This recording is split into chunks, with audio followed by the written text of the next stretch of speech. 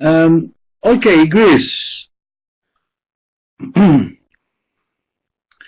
Listen, Greece's position to the European Union, to the European integration progress has always been very complex, and it has always been characterized by many fluctuations and contradictions. As you will see below, we have been very enthusiastic and very supportive of Europe at times. At other times, we have been very, negative and very against the European integration progress and integration process. Now, if you go back, you have to see this historically. In the mid-1970s, when Greece came out of the dictatorship, and you had the invasion of Cyprus, intervention to some, the Greeks were disappointed with the West, especially with the USA and NATO. And Karamanlis, our prime minister then, who had lived in exile for over 11 years, made the European integration integration process project the new great idea. But there was a strong anti-European narrative when he was doing so. This was, as I said, because of the psychological, of the psychology Greeks had after the events in Cyprus in 1974. It was also because many politicians had become more radical in the rhetoric, in their positions due to the dictatorship, and also because Andres Papandreou had come back to Greece and as a socialist, he was, developing a narrative according to which Greece would be the victim of the European integration process because it is a country of the periphery that would be exploited, by the great powers of the European Economic Union then. However, this narrative did not succeed in becoming dominant. Greece did become a member of the European Economic Community in 1981. And in 1980, according to the then Eurobarometer, 38% of the Greeks supported the entrance of Greece into the European Economic Community, and only 21 were opposed or were against it. Why is this the case?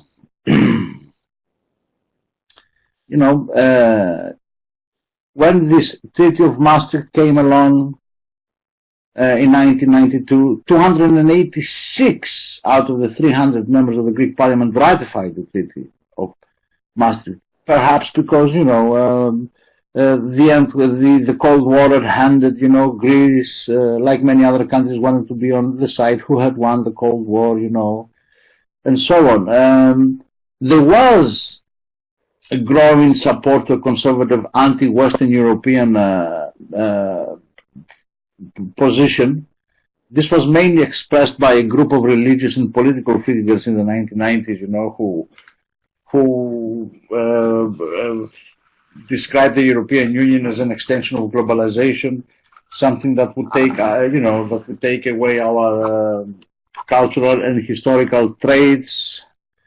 But despite that, for about two decades, from the 1990s to around 2010, the support for the European Union was over 60% within Greek society. Why was this the case? All right, we associated economic development, increasing consumption and affluence, with the European Union. That was made possible with the funds that were injected into the Greek economy by the European Union. It's estimated that, since 1981 up to now, the end of 2018, about 200 million euros have been thrown into the Greek economy. The support, for the European Union back then in the 1990s and the first decade had not so much to do with democracy, pluralism, or liberalism. It was mainly, economical.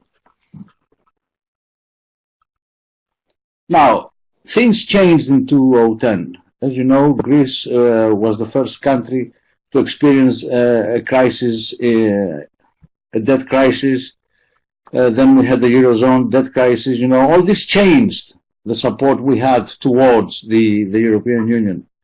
And many Greeks began to ask the following questions. Is it wise for Greece to become a member of the European, to be a member, to continue being a member of the European Union? Have we more to lose, from being a member of the European Union? And the most important question was this, does the European Union, in exchange for a fake and temporary period of influence, expect much more in return? As you know, due to the debt crisis, Greece signed 1, 2, 3 memoranda of, with the European Union. This had strong austerity measures that led to a significant decrease in wages, salaries, pensions, the privatization of, Greek state companies and so on.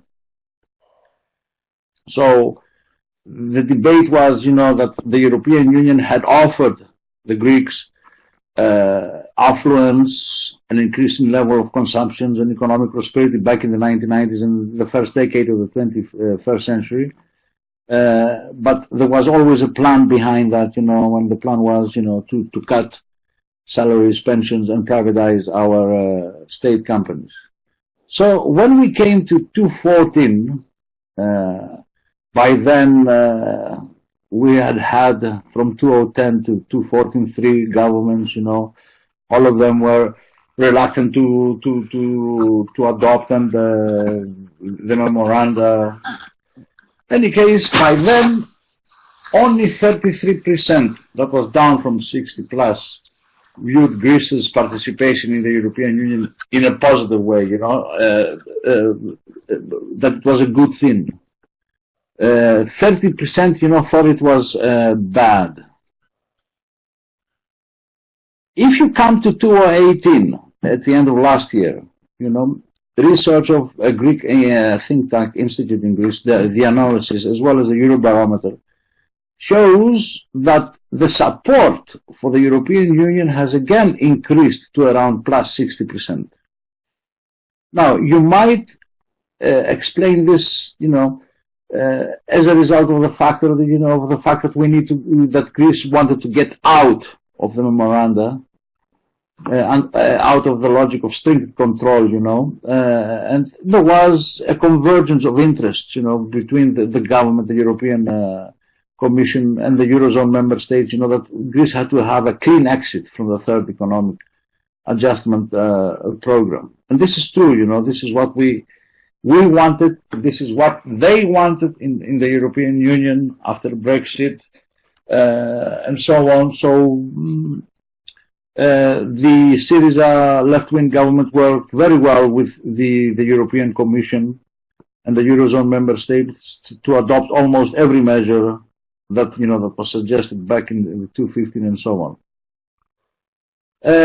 In fact, if you go back to the research done by the analysis in 2018, you will see that 84% of the respondents foresee that Greece will still be part of the European Union 10 years from now. That is 24.7 higher than it was in 2016. And to think that Greece, had gone to a referendum in 2015, doubting, the program that was suggested, proposed by the Eurozone countries, and then even within Greece or outside Greece, people thought that we would be thrown out of the European Union, the Eurozone, and so on. There was a high possibility of that. Again, to the same research of 2018, 3 in 4 Greeks state that the prolonged crisis that has lasted over 8-9 years is mainly due to our weaknesses. They think that we are inefficient, that we are corrupt, that our governments are incorrupt. About 92.6% think that society is addicted to borrowing and consuming beyond its means. About 77% think that. So, if you look at these statistics, you will say, oh, Greece perhaps is back on track. It is listening to what the Europeans have got to say, what the Europeans are suggesting. So we have not lost Greece yet, or Greece has become the good puppet and will abide by our suggestions, our proposals. This is not the case, because within the same study, and you don't have to resort to studies to understand this or to feel this, and this is very important. 78% of the respondents maintain, and this is very contradictory, that the bailouts damaged rather than helped the country's growth. That this was, an invention by the Europeans to take advantage of us, 71%. And that Greece could have overcome the crisis on its own, This is contradictory to what, they were saying, that we are insufficient, that we are corrupt, and so on. Indicative, of this contradiction is also the Russophilia phenomenon in Greece, We love Putin. We love Russia. Perhaps because of our common Orthodox Christian dogma. But of course, the Greeks, my fellow citizens, don't have a good understanding of history and how friendly or not Russia was to us. Any case, about 25 to 30% of the Greeks feel, and especially within the young ages, 18 to 24, feel that our interests would be better served by a privileged relationship with Moscow.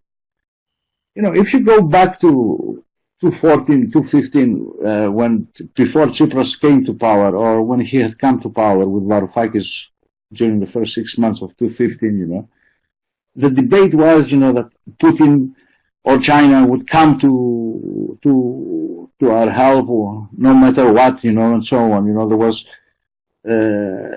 They were cultivating this myth, this post-truth argument, that Russia would help us and so on, and it had no whatsoever, connection with reality. But still today, 30%, of the Greeks believe, and especially young people, that Putin is a strong leader, and we should have one like him, and that Russia could perhaps serve our interests better than the European Union.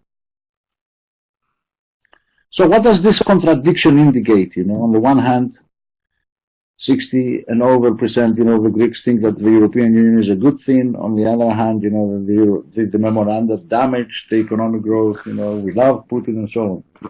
Okay, the overall picture, you might say, is ambivalent and cautious, okay?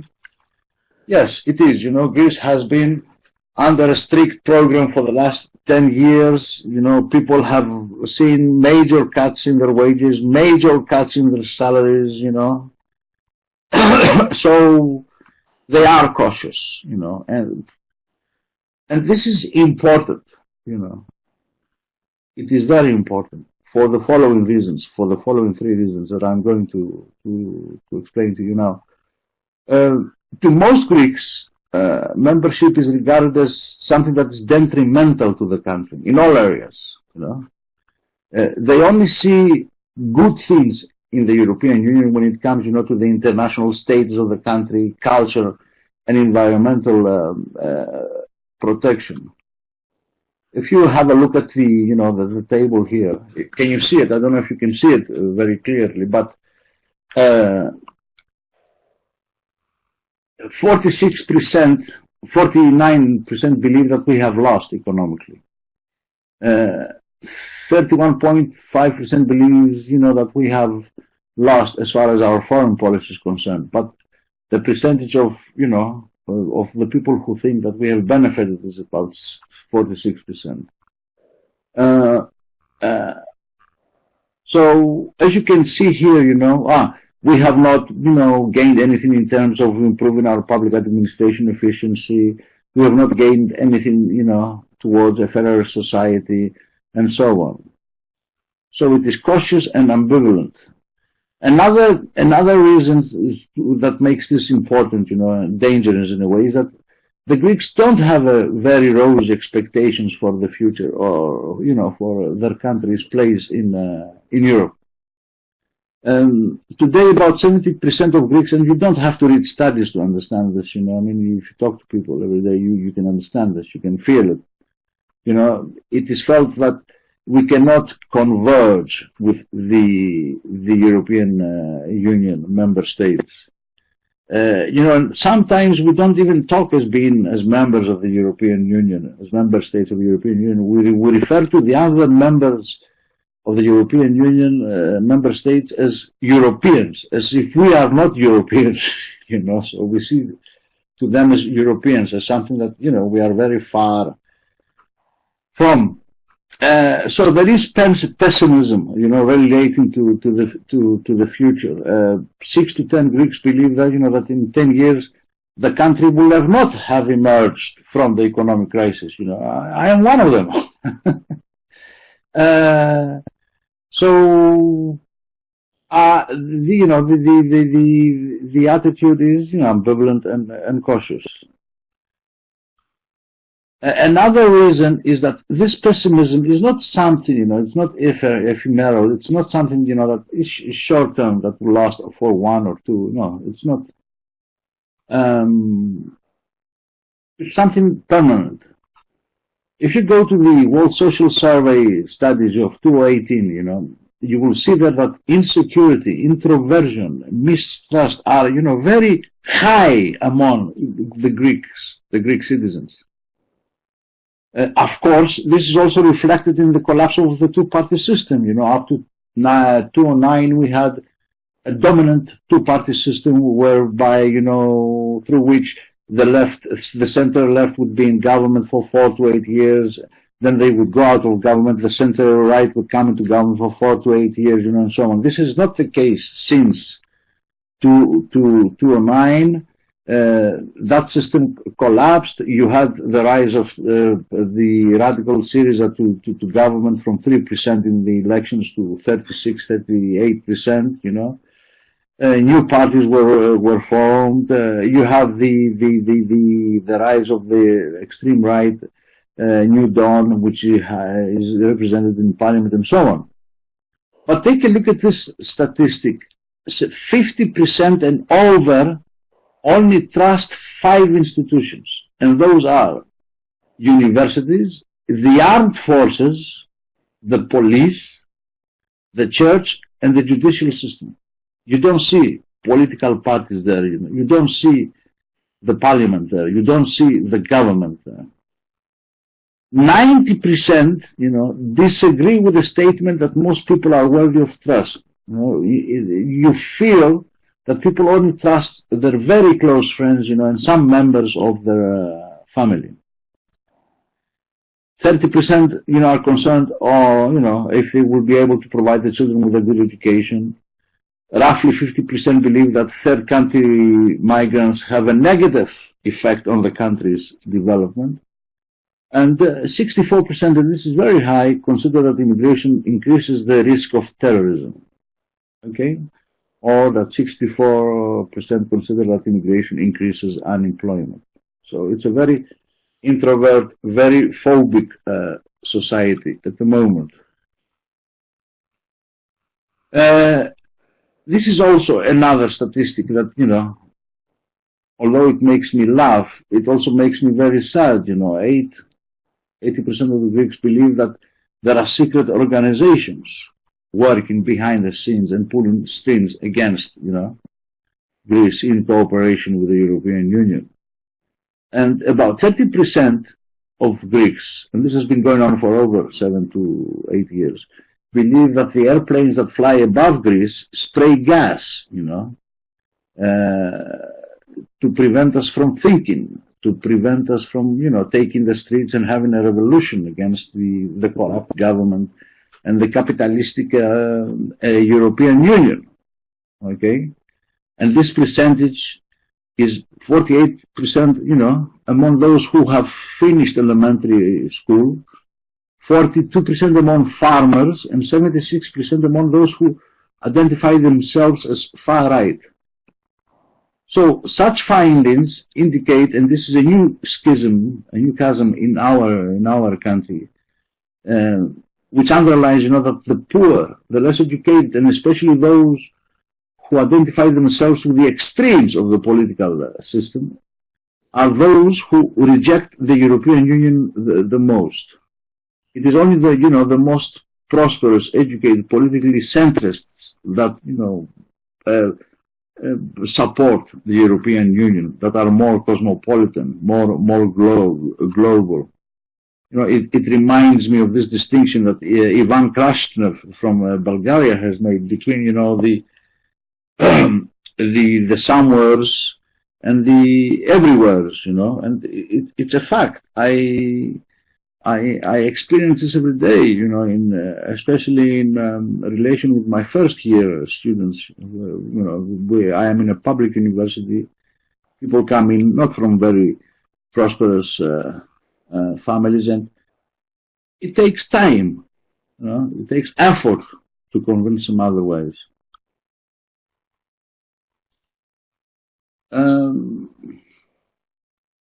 So I do feel that in Greece today the dominant cleavage, is one, one between two walls. One that tends to respect democratic internal and external, European institutions and procedures, and one that feels alienated from the contemporary world. And this is important, and I don't think it will go away very, very easily. And this will have tremendous repercussions on our political system and the society of Greece. Now, another factor that is important to consider is that, Greek Euroscepticism is more cultural than political. Greece has a great history. The past, of ancient Greece is always present in everyday life, in whatever we do, in whatever we think. We hold our country in very high regard, I am a very good example. Although I was born and brought up in South Africa, and I left South Africa at the age of 17, and I went to Britain to study, my parents, who had come back to Greece, made what was ever possible to bring me back, so I could teach and be a professor in Greece. Any case, so, we have our country in very high regard, and that irrespective of our political, affiliation, social class, or educational level. So, the past, our ancient history is something that shapes our image, as a small country. We are characterized, and we are not the only ones, of course, the French have it, the Chinese have it, the Americans have it, we are characterized by some sort of exceptionalism, and at the core of this exceptionalism, is the culture of the underdog, with main characteristics of introversion, xenophobia, siege mentality, conspiracy-related theories. We talk about historical rights. We don't talk about, political rights. And if any one of you has followed the debate on, Northern Macedonia can understand this, we talk too much about this, the contribution of ancient Greece, its uniqueness, and we are conceived as a brotherless nation, we are considered we think that we are a victim, that we have to defend our historical rights to our friends and foes and enemies. And as I said, if you look at this, Greeks hold their country in very high regard. It doesn't matter where you belong politically. For example, you will see that Syriza voters, think that contemporary Greek culture can influence the Western world in ways that other countries cannot. 75%, 73% for the right-wing voters, and so on. Greeks are special because of their genius and culture. 75 to Syriza, 75 to the right-wing party, and so on. Back in 2012, I did a study on media discourse. I don't know if you are aware of what happened not 2005, 2012, 2011, sorry. Papandreou, George Papandreou, who was the then Prime Minister, was thinking of signing a second agreement with the European Union, a second bailout agreement with the European Union. There was great debate in Greece if he should do so or not, but while he was thinking of signing the agreement, the discourse in the media especially and the political system was that he was a traitor, that he was giving Greece and its history to the European Union, and that the European Union had wanted to change the economic and social system of Greece. Some even went so far as to say that the Papandreou family received money, as traitors from the European Union to do so and so on. At the end of 2011, however, Papandreou proposed that we should have a referendum on this issue. We did not, because, Sarkozy and Merkel, the company there, decided that we should not have a referendum on this issue. He was overthrown.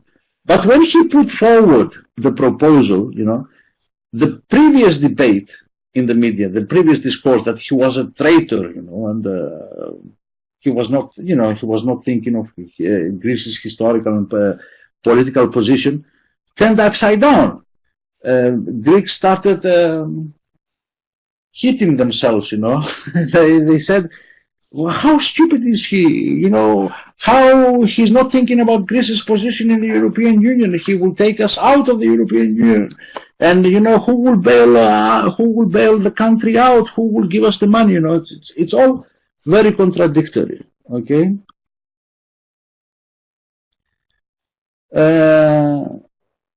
Of course, all this, has cultivated in Greece, especially the idea of Greek exceptionalism, the logic of inactiveness. We don't do what the European Union asks us to do in order to converge, with the other member states. And of course, a very contradictory strategy towards European integration, which led in 2010 not to the crisis of the European Union, but as Professor Ioachimidis has argued, to the crisis of Greece in the European Union. I hope you can understand the difference. And I am saying this because, since we became a member of the European Economic Community back in 1981 and later a member, of the European Union, we have always been asking the European Union to do things for us, on the excuse or on the logic that externally, for example, we have an enemy in the Aegean, which is Turkey, or on the economic level, that we are not that advanced, so the European Union has to, be supportive of us, and so on. We required, back in 1979, before we came in 1981, we asked for special treatment, which we received. Papandreou Andreas did the same thing, he asked for special treatment, which he received through the Mediterranean packages and the Delors packages and so on. And until he received those packages, he blocked the entrance of Portugal and Spain, vetoed against them in the European Union. So, okay, it's not bad, to demand or to ask, but sometimes the way you ask and the way you think also acquires, a toxic character. For example, when the crisis broke out in 2010, we all developed the narrative that it was the EU that was responsible for the crisis. That it was not the Greek political and economic system, you know. It was not Greece's pathogeny. So out of this, you know, we had all these widespread toxic myths, you know, that the EU is neoliberal, you know, and there is no effort there to distinguish between, you know, the content and system of the treaties, of the European treaties, and the fact, you know, that some members, yes, member states might be neoliberal, but to say that the EU is neoliberal is wrong. You know, nobody made an effort to explain this. That the EU has shown no solidarity with Greece, you know. Again, this is a toxic myth. Because as I said, you know, we have received not only put the bailouts aside, you know, but in terms of money that has come in, you know, for assistance, for projects and so on, we have received over about 200 billion euros since 1981. But despite that, you know, only 9.8, around 10% of the Greeks think, you know, that we have solidarity from the European Union. 90% says no, you know, so that is a toxic myth, you know. Another toxic myth is that, you know, the European Union is dominated by Germany.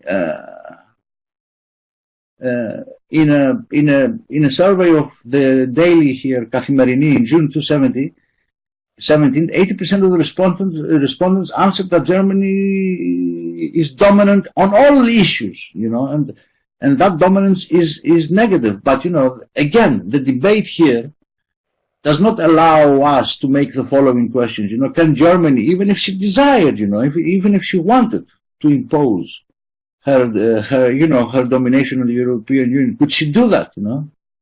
Would not that lead to the disintegration of the EU, you know, the EU and so on? But, you know, these things are put aside. And another myth is that the EU is not what the EU we want. Okay, all right.